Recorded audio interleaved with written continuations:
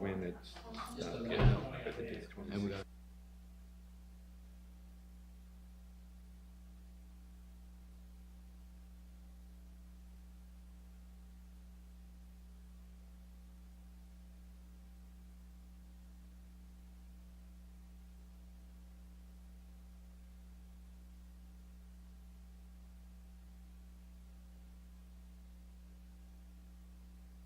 do the roll call. Roll call.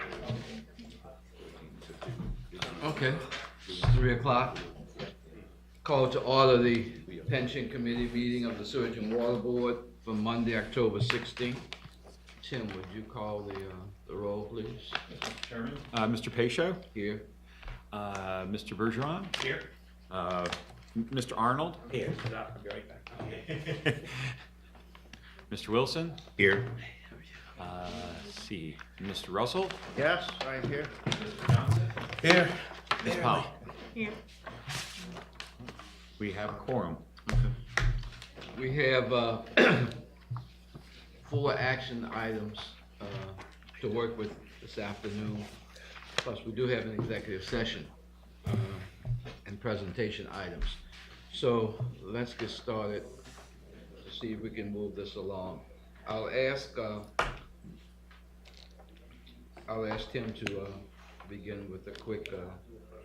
Well, we're going to start off with the Ms. Junkins in You're the gonna go executive into that session. first? Yeah, we'll start with Okay. that. We So, can do that first, because we have staff here. If they can All do right. that. So, are you calling for executive We- session? Yeah. I need a motion for us to go into executive session. I so move, Mr. Chairman. Second. We have a motion and a second. All in favor? Aye. All right. We'll move into executive session.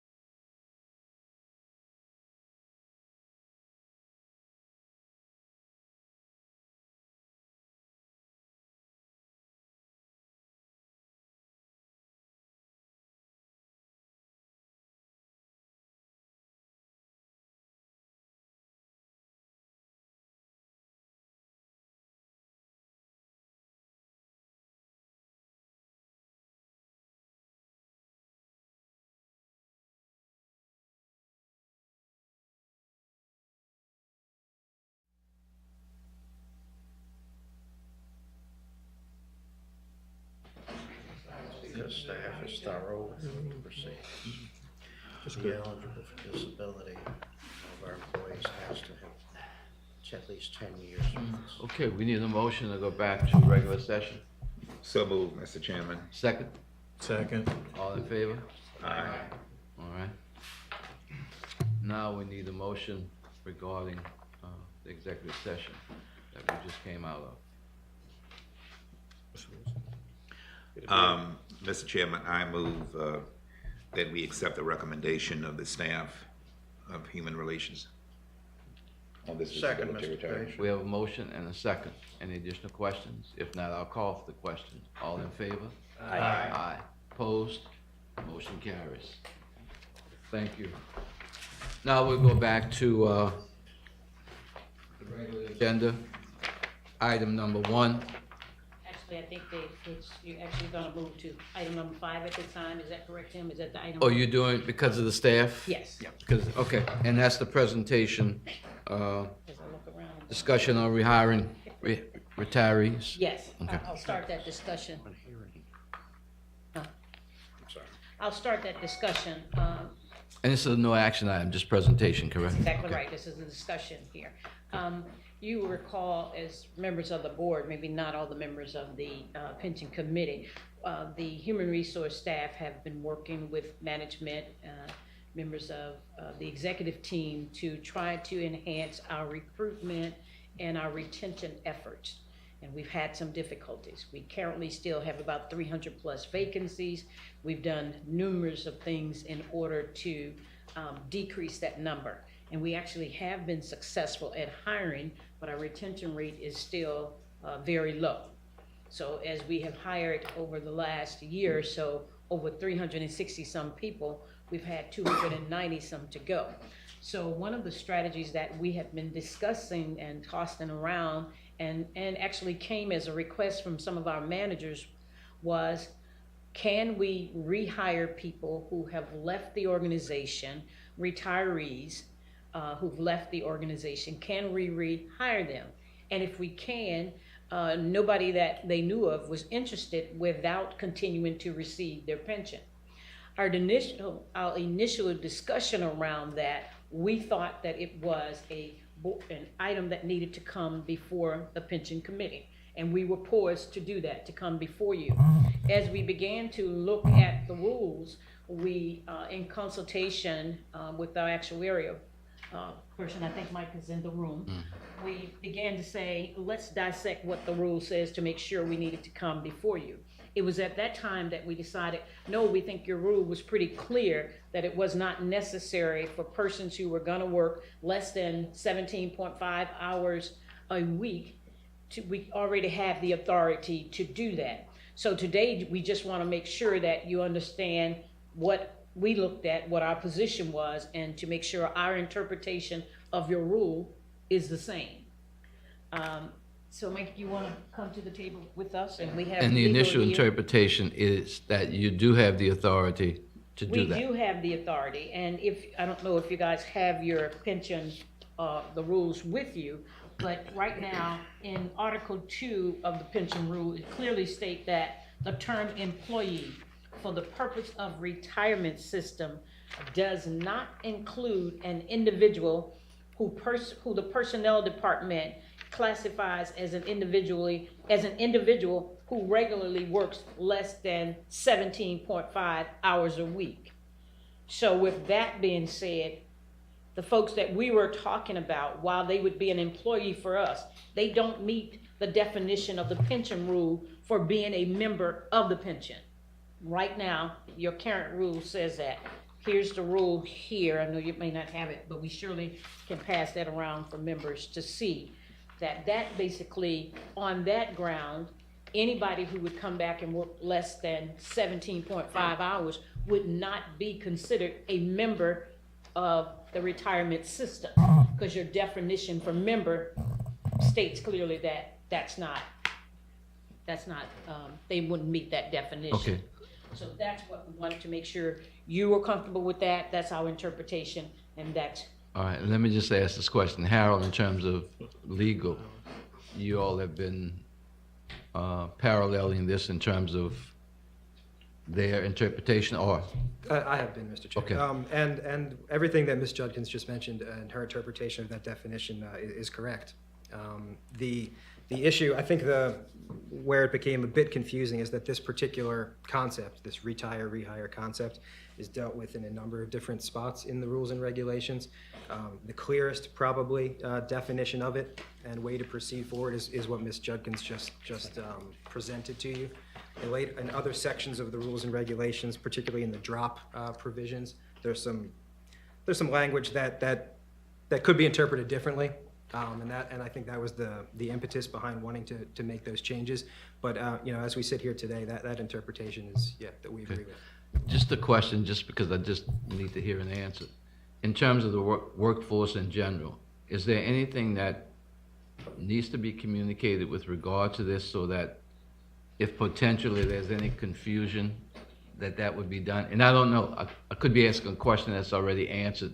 I'm just trying to determine when this is done or stated or becomes knowledgeable in general, are there any issues or any elements that we would need to pass on to the workforce in general, just to make sure that everybody's clear about what this is and what it does and doesn't negatively impact anybody else? I think we would be very clear in marketing to recruit folks that if you are a retiree and you wanted to be rehired for less than 17.5 hours, there would not be an impact on your current pension allocation that you receive. Okay. May I? Yeah, Mr. I Arnold. know, Okay, well, go ahead, you wanna go? but the other side's true too, is that they're not, they're coming back as part-time employees, but then they're not seeking to, become contributing members to the pension, seeking That's right, further compensation. right, because with less than 17.5 hours, they don't And meet the definition. second part, the 17.5 hours certainly is half-time based upon the 35 hours, I'll just say at this building. Whereas the operating water board works a 40-hour week. Could that be interpreted as less than 20 hours a week Well, your rule didn't, operating? I know it doesn't right, say it it, doesn't but say 50% or half. Yes, I'm just devil's advocating a little bit Right, I here. hear you. People are gonna come in. And also that 17 and a half hours, we work on a bi-weekly pay scale, so that's 35 hours in 2 weeks. Could someone work 25 hours one week and 10 hours the next week and still be within the parameters of that Well, in one pay period? I'm only devil's advocating. Well, I know, but I don't think that's the Questions that may intention. come up over time, our interpretation of that would be less than 17.5 hours. any given week. In a week. I would agree with that. That's our interpretation. Okay. You could say, I mean, but that is not a law. I mean, the 17 and a half hours is what we said is a standard. How you choose to pay your employees is voluntary, whether you want to pay them weekly, monthly, bi-weekly, et cetera. So the idea of if you worked many hours in one week and less in the other week, as long as it doesn't exceed 17 and a half hours, you'll get paid 17 and a half hours when you've completed 17 and a half hours. But it does say less than 17 and a half hours. Per week. Right, okay, so I think I think that answers. Again, that civil service sets those requirements. All right, I have other questions. All right. That- You and then John. The questions are, okay, this person comes back, but since they're retired and they've been here, you basically already say that they're qualified to work because they've been through everything and you wouldn't rehire them. But do they have to face any kind of rehiring screening and application and stuff that goes on file that has to be reviewed and all that kind of business? Or We since, I'm sorry, go ahead. no, since they're retired, you say, okay, that's already approved because they were here before. Our process would be, we clearly would have to take an application because we have to put them in the system to be paid and we need documents to do that. We would be bringing them back in positions for which they have previously left, so we wouldn't look at any other additional screening. If they left in good standing with the organization in a capacity, then we would be looking at that for their Right. rehire. Now, the next one sounds a little bit arbitrary, picky, but in fact, if they're gonna work 17 and a half hours a week, a month, right, 17 hours 17 hours a week. A week. For a month, they would not be entitled to sick pay or vacation time based upon that pay. That's correct. Okay, so it's a straight And they're temporary not- hire just for They that. do not have to adhere to the residency requirement. Okay. And that was gonna be my next question, good for that. No residency requirement. And the last one is, obviously, when they retire, they're getting health benefits from us. So they still will get health benefits from us if That's they're correct. rehired. Benefits won't be changed. Can I have a question? And then, Yeah, I'd just like to add, in fact, this came before the pension committee maybe 2 or more years ago. Did it? And we were all in favor of this, unanimously in the discussions. In fact, to the point where I think maybe a little over 2 years ago, or less than 2 years ago, I questioned, I thought that we already had made a clarification of the rules or whatever, but based on the definitions that you read, it won't be necessary to do anything. But we basically had this discussion. We said it was a good thing to do, especially because of the issues that we have on retention. In fact, I would even say that it may not be a bad idea to explore even further things that we could do as far as getting people to come back on board or looking at what people can do. Maybe we can take a look at what the city does. The city basically allows people who go on drop to get off of a drop at a certain point in time. But there's still some rules I think that the city has along with that. I'm not sure what they are. But I would encourage the HR staff to really examine what the city does, on if an employee decides to get out of drop. The reason why I'm saying that is because it's a way of probably retaining people even longer. Okay. Okay. We haven't taken a look at Right. that yet, and that would surely be for Right. another time, but we could surely take a look at it. And I would encourage that because we really do have a retention problem and a rehiring problem, what have you. So I really think that what's being done is definitely in step with the organization and with the pension committee. I have go to a Ms. question Let to me go the, to Ms. Pierre and then I'll come back to you. Now, sitting in on previous meetings, I know that we've had, there's been some discussion as far as communication issues between management.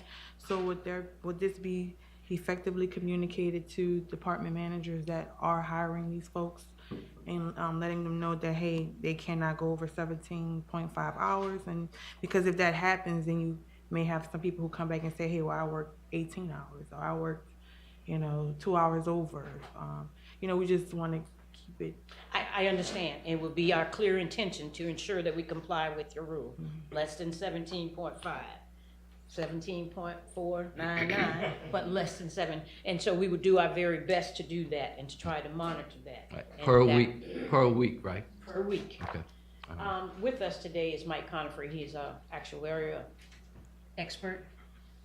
And so I consulted him about if and when this happened, would it be an impact on the pension? And I told you he also shedded the light on his thoughts with this not even having to be a board issue, and of course not an impact on the pension, but I'll let him tell you Okay. that. Any quick comments on that? It doesn't have to be, it doesn't matter whether it's a former retiree or a current retiree, former drop member, now a current retiree, or a stranger. If it's less than 17.5 hours and the hiring process takes place, that person cannot be in the system, and the pension system has absolutely no effect on the system. Okay, So, okay, understood. clarification, for what you said, Harold, is that if you're in drop and you've been in drop for 4 years and you say, I think I want to come out and go back to work, can you then be put back into the pension system and go back to all the seniority you have, or you got to start over again? the way your rules and regulations are drafted, and that's what we call a plan document. The city of New Orleans is an ordinance. The city of New Orleans system is an ordinance. Their provisions with regard to that situation is totally different. In your plan, in order to get out of the drop, it's necessary to terminate employment, and you, by definition, then become a retiree. And you can't get back in. So and then you can't go. You can only go in a drop once. Okay. And that's clear in the document too. That's what I thought. So your rules and regulations are quite clear, and it would not allow what the city does.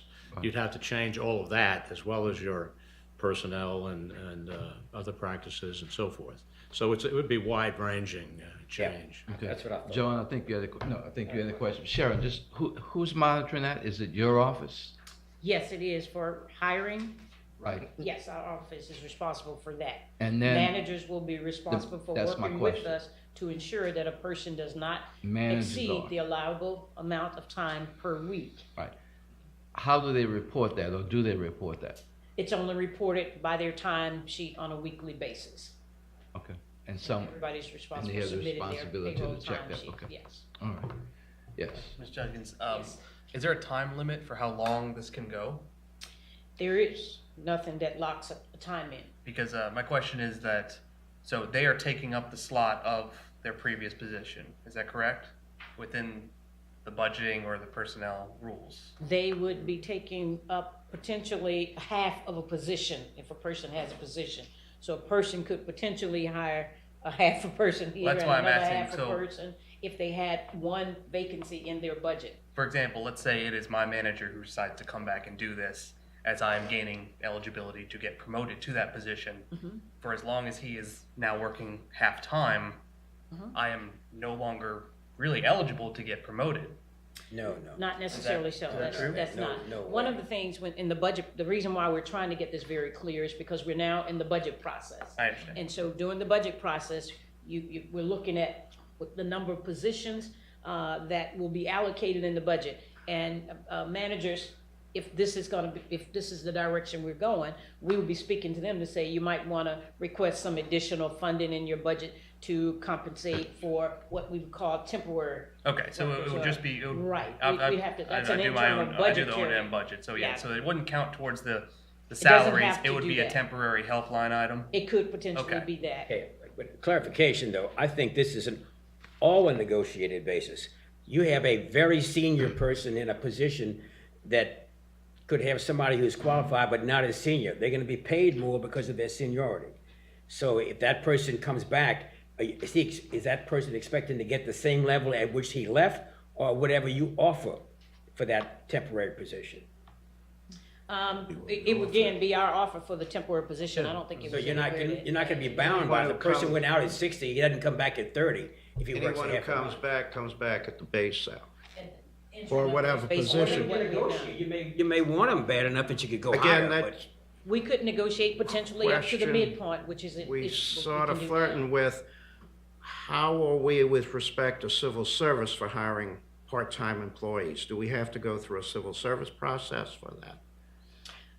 It is gonna be a hiring, and depending on when the person left, there are civil service rules that say they can. In other words, we have to go through civil service. Do we see that as a stumbling block? There are various hiring? rules that civil service have depending on when you left. If you left within the last 3 years, there's a process. If you left prior to that, you can go to the top on the eligibility list already and don't have to meet the other requirements. We intend to meet all of those So even as a requirements. part-time hire, is a civil service process to go. Because they have to go in our system and they have to be So eligible to do the essentially, job they it's a were in. rehiring process, and you have to follow the rules and regulations that apply, be it civil service or whomever, correct? And, That's what we okay, need to do. just to make sure it's understood. Any further comments? Or Ms. Judkin, any further comments? I don't have any further comments, legal or, anymore? Okay. Okay. Is that it? All right, that's it for All me. right, thank you so much. Thank you so much. Thank you.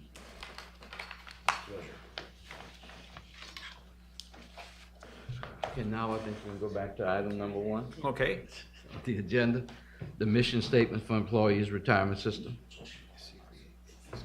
I think the CIO has a presentation. And by the way, we've been making an attempt to get information to committee members well in advance of the meeting. There may have been some delay this particular time because of some ancillary reasons.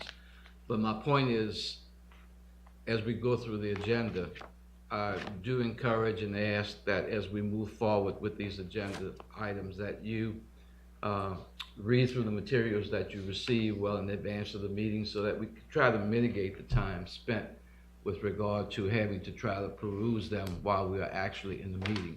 So I'm really requesting that as we move forward, and hopefully you all had a chance to do that this time. That you do read that so we can be better prepared to take the item up and just move forward and not have to spend time reading through the materials, okay? Thanks. And I'd also like to thank the committee for making themselves available so we could chat a little bit beforehand to make sure that we were prepared. I'd like to just note before I get going that in addition to Mike Conifrey, who is here, we have Janice Lamont. If you just ask down, she's representing our custodian. So in years past, you had a notion of who some of your supporting players are, and so I just want to note that. So to start off, you've heard the expression, prudence is process. And so laid out an action plan, and I'm hoping that it's seen as a logical sequence where each step is going to build on the last. And we're trying to start with the biggest impact items up front. And I've translated that action plan into 18 decisions that this committee and the Board of Trustees will be making over hopefully the next 15 months, so that you can say focused on what does this really mean, and what do I need to prepare for, and what will what are we going to do? And I grouped them in kind of foundational, major decisions, and no decision is still a decision. So if you say, okay, it's a major decision, but I'm not going to do anything, that's it. But it's noted, memorializing those decisions and then implementing them. And so that's how it's going. So on the foundational side is the mission statement. And I'm going to just be skipping through so we can try to be efficient with your time. So mission clarity is a governance best practice, and I included in Appendix A and B those documents that showed this in the past. And the first thing I want to note is that the employees' retirement system of the Sewerage and Water Board the trust is a separate entity. And we asked your counsel, John Weiler, who is the Board of Trustees external counsel, for an opinion in addition to our internal opinion, and he confirmed that trust is a separate entity. So we need to make sure that we're clear about what the mission of this separate entity is. And it was created by a separate statute in Louisiana law, separate from the creation of the water utility. And so what we've done is this mission statement, and I sat down with legal on this, and James, would you offer an opinion that what you're seeing here is consistent with our understanding of 1138-21? Yeah, I mean, the mission statement that you have up on the screen there is consistent with what the enabling legislation of the pension fund is. I mean, the statutes are clear that that the board must set up an actuarially sound fund solely in the interest of participants and beneficiaries, and to operate in a cost-effective manner. So that is a lot of that language looks like it was pulled directly from what the law is. So the hope is if we could boil this down to a simple statement, we could stay focused on what we're going to do. And you'll see how this plays into one of my next points. But some of the things I want to point out is that prudently, we're going to talk about that. In the actuarially sound, that's definitely a goal.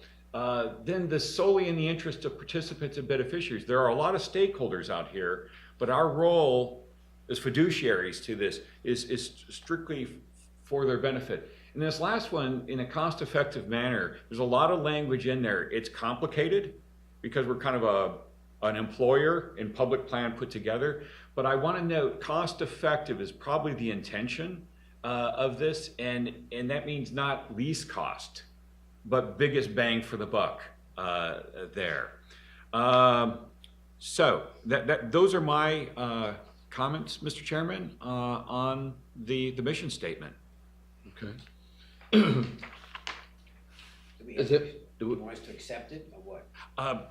It's actually an action item, Yes, it is. so we have to have a motion. So if there are no other, I move that we accept the mission statement as stated. Second. any further questions, and I'll call for the question. All in favor? Aye. Opposed? Okay, so what we're going to do is we're going to recommend this to the Board of Trustees for their formal adoption. Thank you very much. Yes, that was going to be my point of clarification, is that the motions that are being made, as far as what's being presented in the CIO's presentation, when the motions are being made and when they're being accepted, what these are is accepting motions that these statements or whatever is being accepted be recommended to the Board of Trustees for full adoption, so that's Includes all 4 of the action items. correct. Correct. All right, item number 2, adoption of the CFA Code of Conduct. Okay, Jim? so back to the presentation here.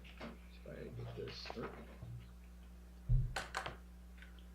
Okay, so I noted prudence's process, our mission statement that we're hopefully going to get passed says that we are to prudently manage.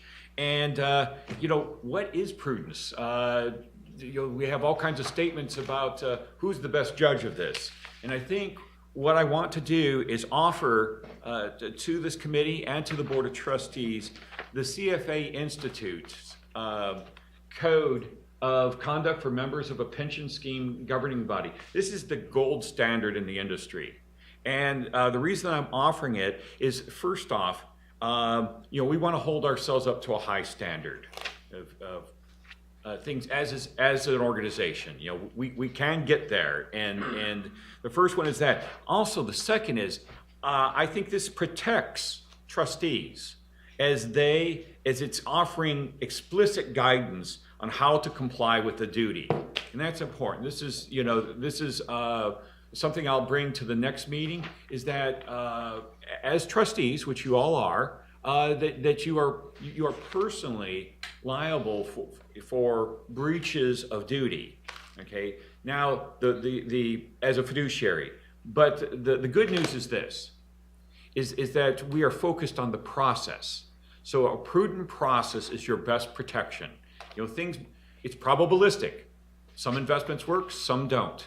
But the process is what we're looking at. And this is going to offer us the best protection for you complying to your duties as an administrator of benefits, as a director, and on the investment decision-making as a trustee. And for our retirees, for our active members, this is going to offer an assurance, and to our other stakeholders that we're committed to a prudent process. In that document, these are the points that are all out there.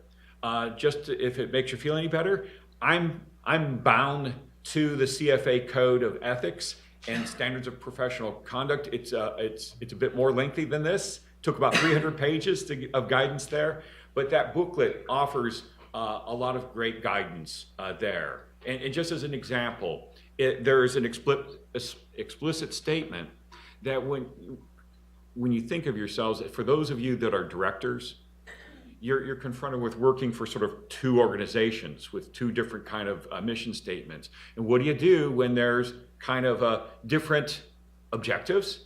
Well, this would tell you that your duty as a trustee is above that as your duty as a director when it comes to the pension. That doesn't mean that you can find ways to be cost effective and so on, but this gives you some guidance on that.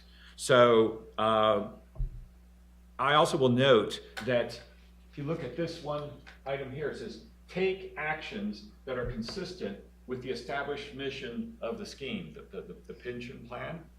Well, if you didn't have a mission, how would you know how to prudently carry this out? So taking the step of clarifying the mission here is allowing us to comply with this. So those are my comments, Mr. Chairman. Okay. Are there any further questions from committee members? So I understood where the mission was a requirement, I guess, but is this actually something that is required of the pension committee to adopt this particular code of conduct or some code of conduct? So my recommendation is that we formally adopt this, because once again, that I see this as offering everybody benefits from it. When I say that it offers protection, because we can say here are explicit guidelines. This is less about can I take a milkshake, from that, although there is statements on that. This is more about what would be seen as a prudent process. When we're going through an asset allocation study or selecting a consultant, what are those things that should be prudent processes? And what I will do is you can rely upon me to help point out how we're doing that as we go along, and I will ensure that that language is explicitly out there and to point that out, that here's how we're adhering to it. I see it as less of a, here's a bunch of rules to be gotcha, as a path there. So it is my recommendation. Is that? Okay. Mr. Chairman, I move that we adopt the subject resolution. I'll second, Mr. Chairman. We have a motion, Right, so we got the motion. a second, and unless there are any further questions, I'll call for the question. All in favor? Aye. Opposed? Motion carries. Item number 3, asset allocation targets for employees. Tim? Okay, so one of the things that I wanted to point out is that there are a lot of governing documents for our work here. There's the Louisiana law, which we've already touched on. You've heard about the rules and regulations. And we have the bylaws of the Sewerage and Water Board of New Orleans, which also has explicit statements relevant for the retirement system in there. They're kind of combined. But also, we have our investment policy statement. And what I'm bringing to you today is an important administrative item. And this goes back to 2015. And as I went back through the minutes and through the videos, I saw that the committee had voted on making changes to the asset allocation, and those changes were implemented by our consultant FFC.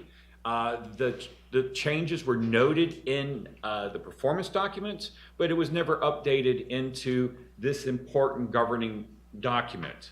So what I'm asking here is, what we had in the package was the evidence showing that the changes that are being made in the red line with regard to the asset allocation comport to the presentation that Mr. Grant made and the discussions over at least 3 months in votes by this committee to adopt that asset allocation. So the first resolution that we're taking to the board is to accept that asset allocation and those changes in the red line IPS.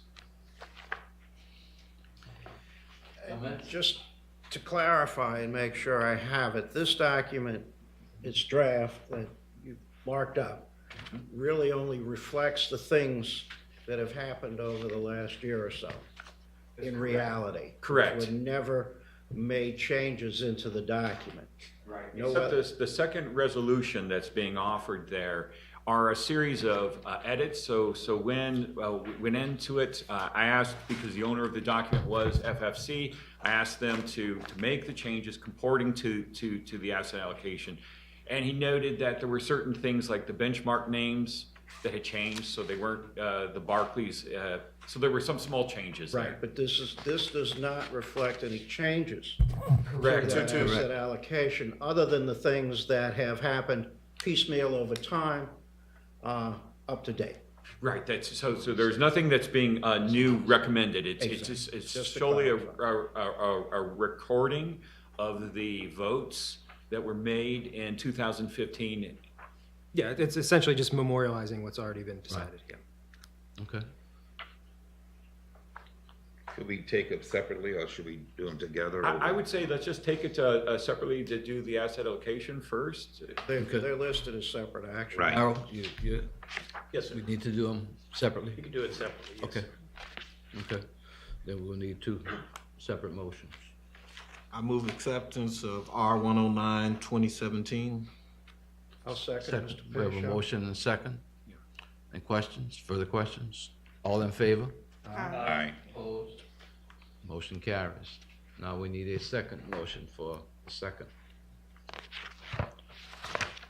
I move acceptance of resolution R 110-2017. I second that motion. We have a motion and a second. Any further questions? If not, call for question. All in favor? Aye. All opposed? Motion carries. Thank you very much. So one of the things I want to point out to you is the asset allocation that you've approved. What I'm going to do, every meeting that we go forward, I'm going to present you with a chart here that's on page 21. And what this is showing is the asset allocation for all these different asset classes and sub-asset classes. If you're right at target, it'll be 0, and there'll be nothing here. What you see are these dotted boxes. Those are the ranges that are associated with each of the asset allocations. So I'm going to try to make it easy so that all you have to do is look at this quickly and say, are we in policy? And so what you're seeing in this picture here is if it's green, it means it's overweight, and you can see that all the colors are inside the boxes. And that'll be your quick, easy way of saying that the most important thing that you can oversee is the asset allocation. There's other things to oversee, but this is probably one of the most impactful. And when it's red, it's just underweighted there. And that will move around because the market moves around. But one real important limit here, this is in the law. We don't have it in the mission because it's not a mission statement. But in Louisiana 1138-21, it requires that the total equity of the fund not exceed 30 or 65%. So that one, we want to make sure we're staying within the law there. So that'll be something else. I want to make things easy for you to see that we're complying along. Does this chart make some sense? If yes, it doesn't, I like that. I know what you said, I agree with that, what you just said, but if visually, does that mean that the box should go up to 65 in that first oh column? no, because these are just the deviations. So like in this case, let's call this say if it was down as far for 40, the target. Let's just see if let me bring up the. Yeah, sometimes there's just. So I'm going to the asset allocation. Oh, I'm sorry, you have to add up all of the equity to find out whether you're at 65. Yeah, So you can't get a visual immediate knowledge of that by looking at that chart unless you do all your additions. Correct. So we have. Let me just go to. I did do the global equity, which would be the total, which is actually what you're mentioning there. And so what I've done is it should be a limit under the old. Let's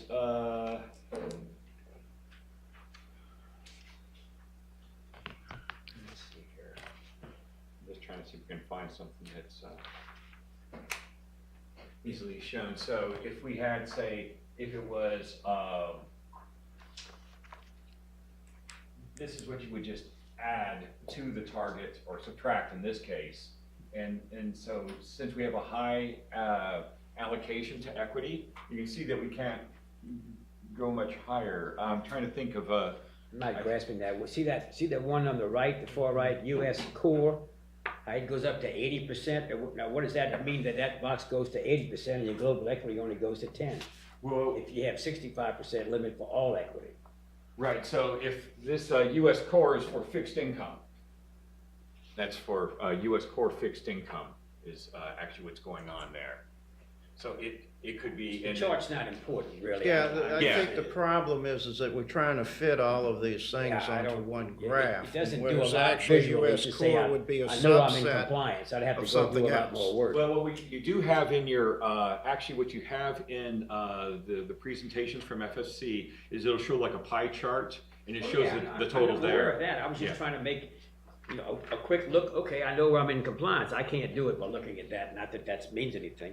Well, but that's useful for me to know. So I'll chat because what I'm trying to do is find an easy way so that you can to do your job of oversight of policy. Well, And the if this- capital, the pie chart that the consultant presents is pretty easy to follow. Okay, It's not- I was just concerned that it was harder to do. So, but the point will be is that each meeting, we're gonna look at the asset allocation, make sure that we're within the asset allocation. We'll have it a couple ways, and the one that you like the best, that's the one we'll keep, or if there's a couple ways. But that's what we'll get into the habit of. That's what's important there. So, okay. Let's see here. All right, so then these would be informational items. And I think this is, you've heard me talk about the asset liability study. And I think that the reason I wanted to have just a couple statements here is to be clear about what is the motivation of this. Why are we doing it? It is a best practice. It is something that in the industry is done every 5 years. We haven't done one in longer than that. And but here's the point: the future is unknowable. That's one of my first places that I start with my investment philosophy. And the second thing is we want to honor the Sewerage and Water Board's pension obligations. That's what we want to do. And so because it's unknowable out there what the future is going to have, to prepare to try to honor these obligations, we have to do some stress testing to say, what if something happens? So, for instance, we will study what happens if financial markets, say, have a stock crash, or if we had another 1994 bond crash. How will that affect our funding? And the idea is we get a lot of information from Mike Conifrey, but this is going to be a little bit probabilistic, running a lot of simulations. We'll look at several different kinds of asset allocations to say which one will do the best, and you'll have a chance to say which type of risk is more comfortable, because that's what these probabilities will be. What gives us our best chance of funding? What gives us the most stable employer contributions? We can look at all these things.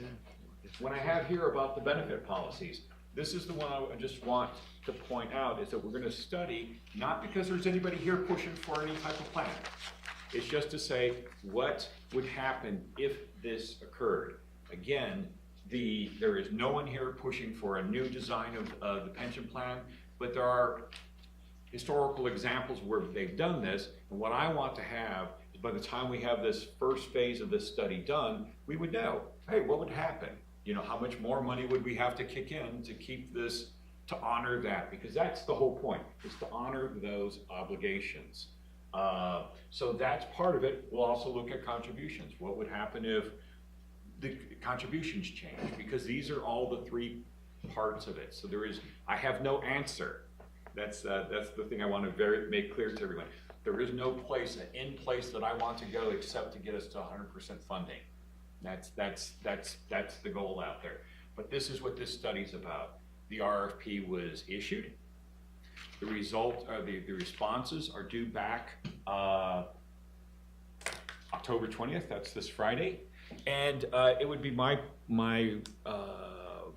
sense of the committee is that we have a committee that's going to review the responses, and we'll bring in, say, 2 finalists. We'll say, here's what we've recommended, and we'll allow this committee, and then I think the Board of Trustees are the final say to select, because you need to be, we'll have somebody who's qualified. We need somebody who's qualified and you can understand. Well, that last statement that you said, I presume it's true, but and there was there was only one person here, you were the one here, excuse me, I don't mean by you.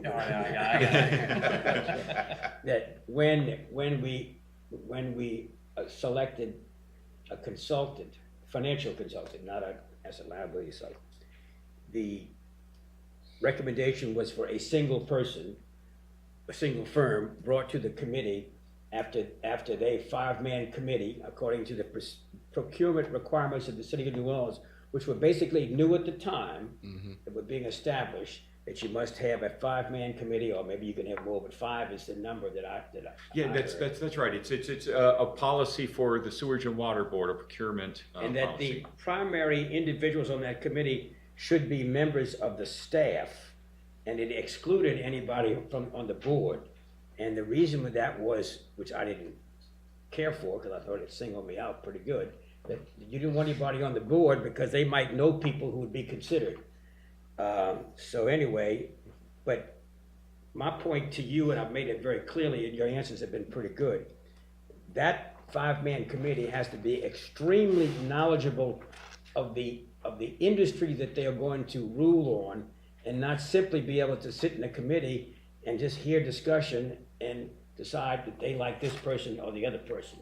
So before anything happens, I want to know who's on that committee. So if I tell you right now, okay? Tell me right now. So I'll be on the committee. James, you've worked with public pensions before, correct? Yeah. Prior to coming to the board, I mean, I advised lasers, the state sheriffs, the municipal employees retirement system, assessors, clerks of court, and various retirement systems throughout the country. So we're going to have Jesse Evans, who's the executive director of NOMERS. So that's another, that's Three. an outside person. Yeah, and that was approved by And we Mr. won't Grant. have an executive director, or we won't have a CFO by that time.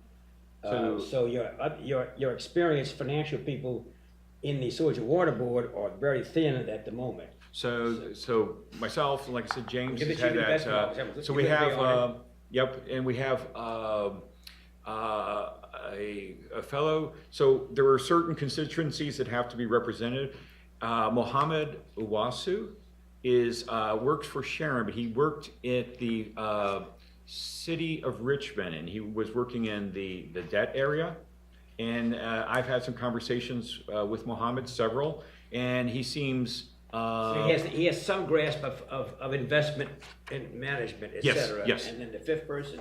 So that was going to be Bob Miller. Yeah. And so he had suggested an individual in the planning department, and so I'm going to talk to that person about their availability. So then my question then would be, is I posed then, which to no avail, is that you are allowed to go outside. Now, you're going to NOMERS, but that's like a sister-brother relationship within the city. Why can't you select a person who is an esteemed professional in the private sector that has absolutely no possibility of conflict of interest to serve on that committee? I think I think there would be two questions with that. Now, James, is that allowable? Is that appropriate for us to do is that something we can do? We have an the procurement policy, and it's correct. There are a panel of 5.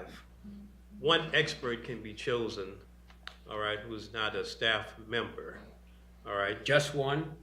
Yeah, first of all, you got, the way it's written right now, the executive director or designee, the general superintendent or designee, the person who's going to oversee the contract. That would be me. Okay. And the 4th person would be special counsel or designee. And then there's room for a 5th person. So the 5th person could be outside? Okay, that's the 5th person I was about to get Okay. to. Yeah, I was told that it could be outside, and so I'm trying to talk about without a conflict of interest. For example, I know personally, that's a conflict of interest because I know him, but personally, the person who had your job, he was actually he's actually the chief, just recently retired from the chief investment office for the Archdiocese of New Orleans, and he oversaw their pension plan for the last Is that John? 20 years. John Echo. Yeah. Yeah, and he's retired. Yeah. And he's been through this time and time and time again, hired and fired a whole bunch of consultants, managers, and everybody else. I would think you could consider him to be objective, et cetera, and would be highly qualified, and he's retired, and I would suggest that would be, now you find somebody better, I'm fine, but I prefer that, I really prefer that from what happened last time. I was very uncomfortable with, and everyone knows that, so no sense rehashing that.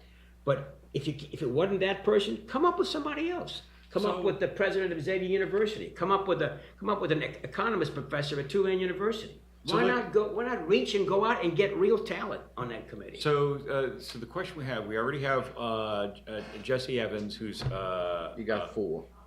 right, and so Jesse being outside is one of those. Can we have 2 outside? Is Jesse outside? Yeah. Is Jesse outside? Yes. He is? Is Jesse outside?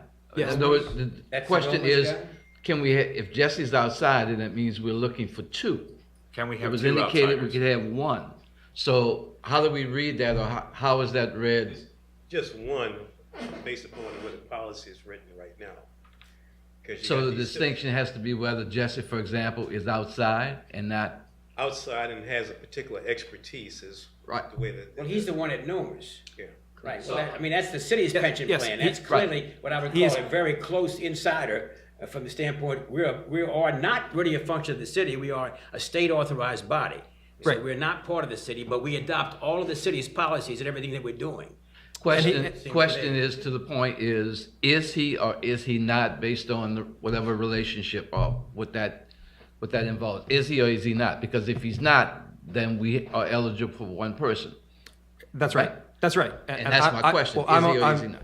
I'm of the opinion that he's outside, that he is not part of this organization. So that Either organization. that eliminates another person as an outsider automatically. It would seem that he would fill that fifth outside position. That means you have to stay You inside have the to stay staff inside. of the. Right, that's correct. Of the sewage and water. Right, we'd have to stay inside for that. Got to stay inside for the 4 I mentioned, and just that one is what we're talking Even about. though we don't have a chief financial officer anymore, we've got a chief investment officer, but there's no other people of We mentioned four real people. financial background.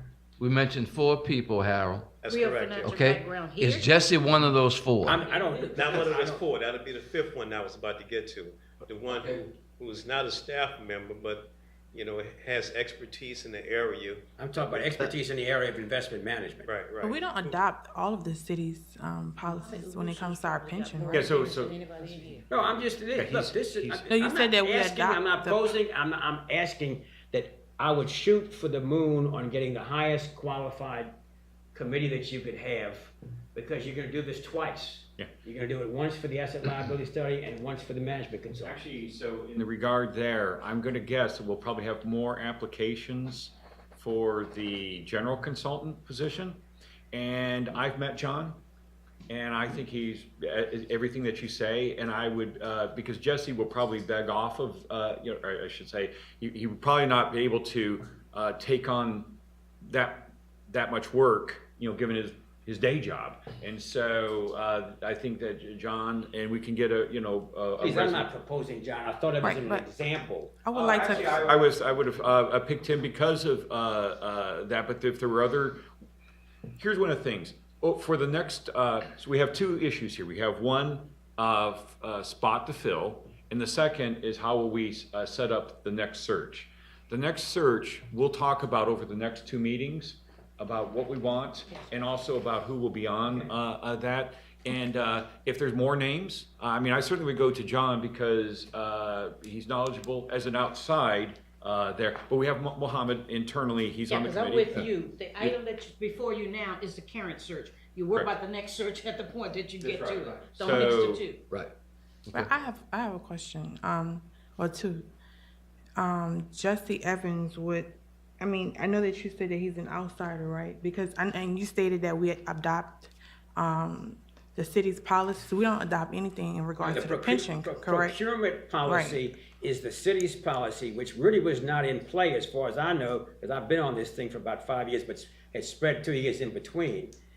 I remember when we passed a resolution into Sewage and Water Board to accept the city's procurement policy for other than competitive bids, which is obvious, but when you are hiring professional services that are not simply bid by what you offer to pay for the job, work for the job. Do your close, Emergency circumstances.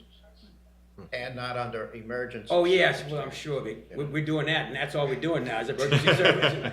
Well, first, as a member of the pension committee, would your close ties to John, would that Well, I'm not allowed because I'm on the board, but I think the mistake was made because the 3 employees who are employees were also on the same board that I'm on, which is the Board of Trustees, and they were used in that last search. well, yeah, but I think we've moved beyond that to a point now where Tim is working and with staff to do what should be done to avoid any potential issues like that in the future. So I think, so you have the wisdom of the committee, you have some options. Yeah. It's the responsibility of the CIO and internally to come up with that group, correct? Based on those, yeah. Based on, right. So Now, for the, are they required to come back to us and say, these are the individuals? Do we have to affirm what staff does or what the CIO does with regard to that group? Do we have to affirm that? I would say so. All right, It didn't happen last the time. committee, you got Let the him committee to finish. choose a person, all right, but, I would say because of the duties of the pension committee, you would have to accept. Will you check? Sure. We'd I know check. you're saying it now, but would you just, as a request from the Double check, committee, to check to make sure of what our responsibility is as a committee with regard to that? Yeah, we'll double Yeah, I check. would think Well- we would, so, first question was, so for the current search, which is the asset liability, we have That's the first 4 one. individuals already Right. identified. Right. Okay. And then just that one remaining spot that needs to be filled. Yes. And it didn't seem like that would be something that the pension committee would need to affirm, that committee. So, but I'll let the legal Right, folks. let them, Well, I would say, that we did not affirm the other one. Yeah. So I'm just telling you, Yeah, I know that was not affirmed. There's a Historically, lot of staff things has. that we probably should have been doing that we were not doing, so we just Well, wanna make sure that we'll we're have- in compliance. Historically, staff has set up these search processes, and there have been changes over time. And I'm thinking, back years, but always it was with the knowledge of the committee. We didn't affirm in the sense of Okay. a resolution. okay, that's what, Exactly. Just that That's my we were understanding. happy with the process, that it was not biased in. And I think that's the necessary, and you let Right, us and know we that. will let you know that, and I think that's the purpose of Dr. Visa bringing this to you today is Okay. for that, for All right, informational fair purposes. enough. But also in the process then, we're getting there, and this is very important to me, because I think a big mistake was made last time, and I'm sorry about that, but that's my point. That when you mentioned that we will then have to approve their action. Ralph, you remember when we had the big issue on the selection committee for security. Same procurement policy. The committee came back with a selection, and then another member came in and charged that it was not fair. And we spent hours listening to debates on both sides, which one, was it correct? And then it came down and said, well, the only thing we can do is reject the selection and go through another bidding process. Right. And then those of us at that time, and I was strong on the fact that I said, wait a minute, I've got the chief of security on the committee. If he doesn't know, we're in trouble. And so therefore, I find it difficult to vote against the selection because I was voting for the quality of the selection committee, not some little box of numbers that somebody came up with and said, if you think about what they do here, this person's better. So the strength of the selection committee and the objectivity is extremely important. So I've emphasized that enough. The second thing is what you said was bring in 2, and then you can probably go into executive session if you're talking about quality and so forth, Mr. Attorney, whatever, and they could present 1 and 2, what's strong and what's not, and you could listen to that and then say, but you know what you're going to do? You're going to ask them, who do you think is the best? Because you've been through the whole process, and they're going to have an opinion. So, I mean, bringing up 2 is going to cause just a lot of talking and work, and I don't know how. Here's How we what can then possibly say, no, we want. Here's what I would submit. A lot of this discussion now, to me, is based on things that occurred in the past, where there were some questions and some concerns, all right? I would hope, and the committee would hope, that whatever those concerns were at that time, or even if they've surfaced recently, would be addressed to the point where we don't have to become involved in a similar process with those kind of questions resulting. You follow what I do. I'm saying?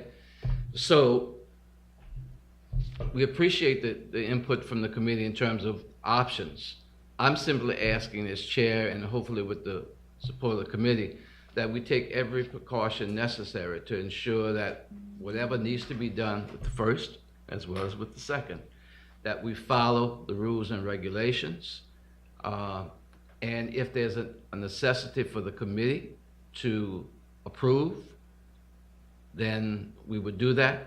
If not, and it's the purview of internally of the group to do that, then we should be fine. I understand Mr. Arnold and the other concerns, but I think they were based on that, and we've tried to address that, so hopefully. No, I agree with It you, won't be but an what I'm issue. saying is, I think it's gonna be a waste of time, Tim, to bring us 2 people. I think if you have what I would say, look, I'm seeing who's on that committee, I know the hours you've gotta go through, but I do it at the Board of Liquidation all the time.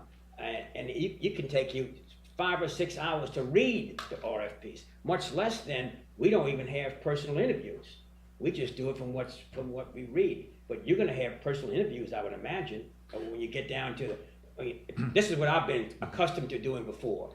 You have a large group that come in, you whittle it down, and then the committee says, I wanna speak, I wanna have the opportunity to speak to the principals, I wanna see who I'm dealing with, I wanna know who they are and why they do what they're doing. And then you, with all of that, the 5 of you, or that 5 committee, they make a selection. And they bring that selection to here. And that's what happened in the security situation. And then all we're left with is saying, well, we just think you guys did a bad job. We want you to go back and start over again. To do that, you'd have to have a mountain of evidence in another direction. Okay? So, I just want, because this is extremely important to everyone, and I know you say this is a concern for you, Mr. Arnold, but this is a concern for everyone. I just want to make sure that everything's done, in an unbiased manner, and that it's very objective. that's what I'm saying. Yeah, that's my concern. But also the highest quality you can get in the deliberation process. So the question I had, the impression that when I read this, it seemed to me that from my reading is that the selection committee that's reviewing, so the 5 people would select, they bring it to the pension committee, who would say we either affirm that decision or not. If they affirm it, then they're recommending it To the full board of trustees. Correct. So the possibility that I had envisioned, just based on other experience, is that if we brought in 2, now usually when I've gone in board selection processes where we were, say, even selecting a manager, I would not bring someone forward unless we had confidence that they could do the job. And so the idea is yes, we've done all this hard work, just as you're saying, we spent more time, but in those situations where the boards would say, no, we want to make a true decision. And the only way I could make a true decision for them was one of 2 choices. But the question is if everyone is satisfied with the idea of the one solution, that's part of it. I'm not telling you what to do. I'm offering that I think that's what really it amounts to. As a group, we're not qualified to do the study, do the qualification study that you're going to do in the committee. We would have to go get all the books that you put together, read them all for 2 or 3 days, and come back and have a discussion. We couldn't do it on simply a presentation. But that's not our responsibility. So No, it isn't. But I understand the concern, but let the process work as it's supposed to work. If there is the opportunity for an option to be out there to address that concern, then it needs to be there. Yeah. But I don't think we need to overreach in terms of that particular point, but have an option in the event it might be necessary. Okay, Yeah, so because you have a Am I- current am I- process. right. If you're not comfortable with the current process, we need to change that. But we have a otherwise, we process. need to follow the process as it is.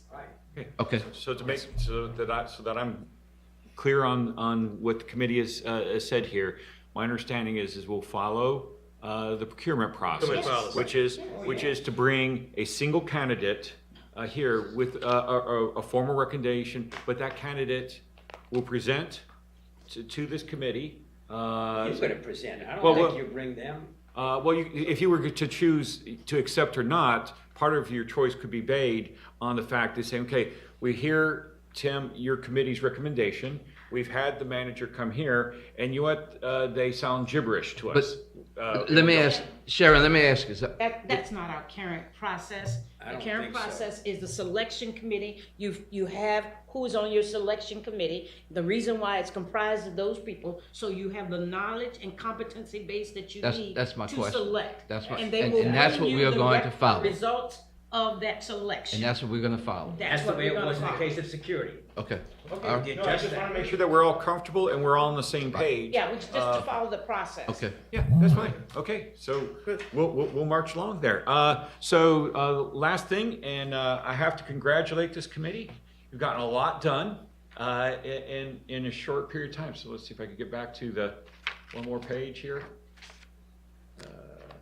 Okay.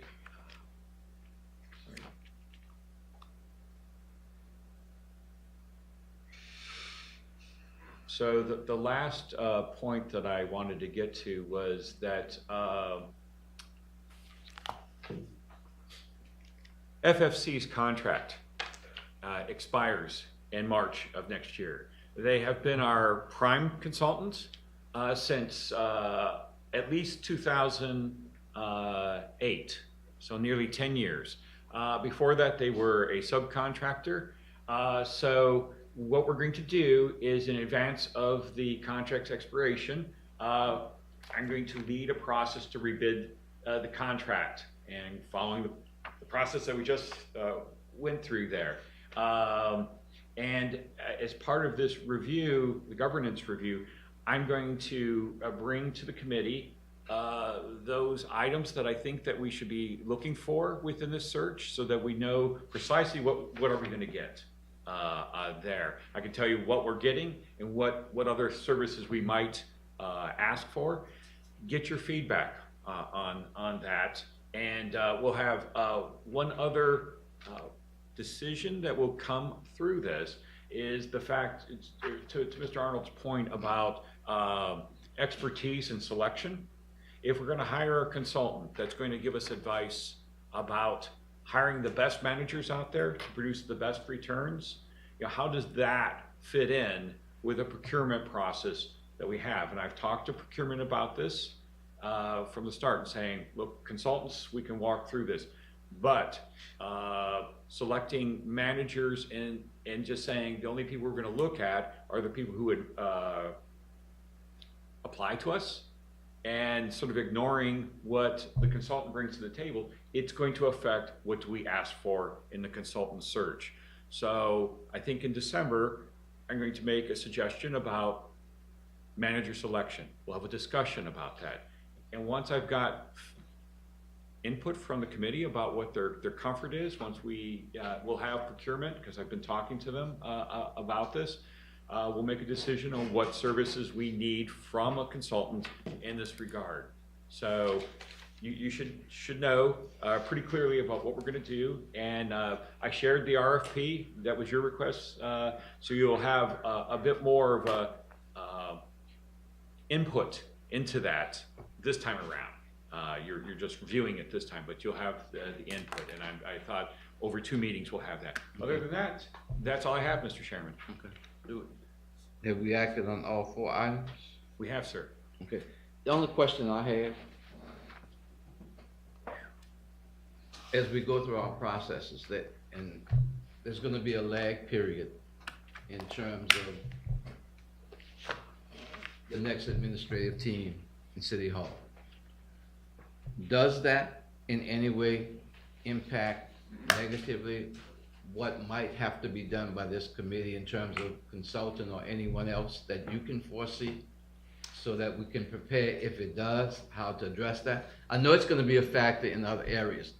Is there any decision that we have to make that might be impacted by that lag period, where there are discussions about not taking action because of that? If you follow what I'm asking. I think I see what you're asking, and I don't foresee any issues there, to be honest with you. And I think that's kind of the purpose of following a process, is to ensure that things like that during transitions and things that that doesn't affect You the answered. I process. think you're doing a great service to the incoming administration, both at the council and at the mayor's level, that we go through this process carefully with proven professionals in the selection process, and bring up people so there's no possibility to say, well, gee, I'd like you to do that again.